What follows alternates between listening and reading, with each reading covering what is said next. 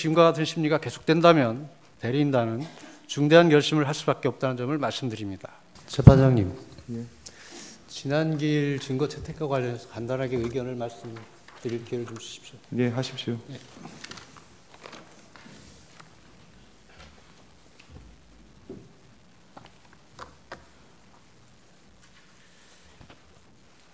지난 기일에 한덕수 총리에 대한 증인 신청을 기각하셨습니다.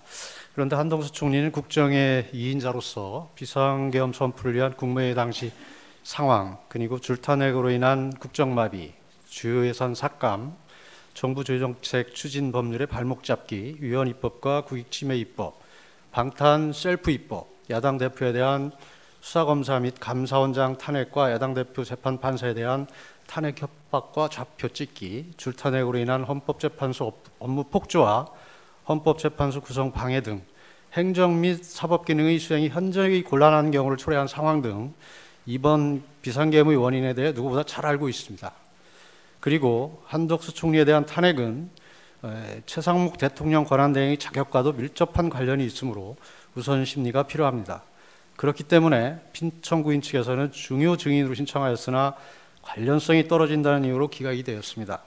구체적 설명이 없기 때문에 어떻게 관련성이 떨어진다는 것인지 저희는 알 수는 없습니다.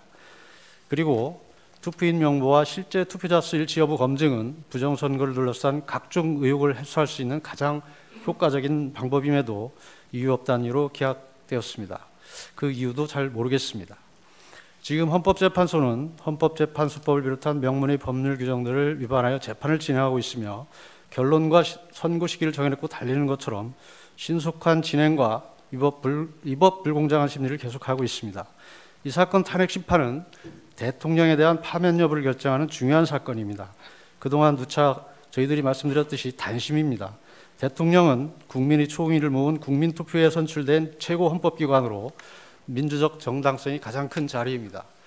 따라서 대통령에 대한 탄핵은 국민 주권의 결과를 뒤집는 것이므로 그 결과에 걸맞는 정도의 중대한 사안이어야 합니다. 빠른 결정보다는 신속하고도 공정한 심리, 정확하고도 정치적 중립성을 견지한 심리가 무엇보다도 중요하며 그 결정에 대해 국민들이 신뢰할 수 있어야만 헌법재판소의 존재의 의의가 있다 할 것입니다. 그런데도 지금과 같은 심리가 계속된다면 대리인단은 중대한 결심을 할 수밖에 없다는 점을 말씀드립니다. 존경하는 재판장님, 그리고 재판관님들, 헌법재판소는 최고의 헌법수호기관이자 법의 지배를 위한 법치의 최후의 보루입니다.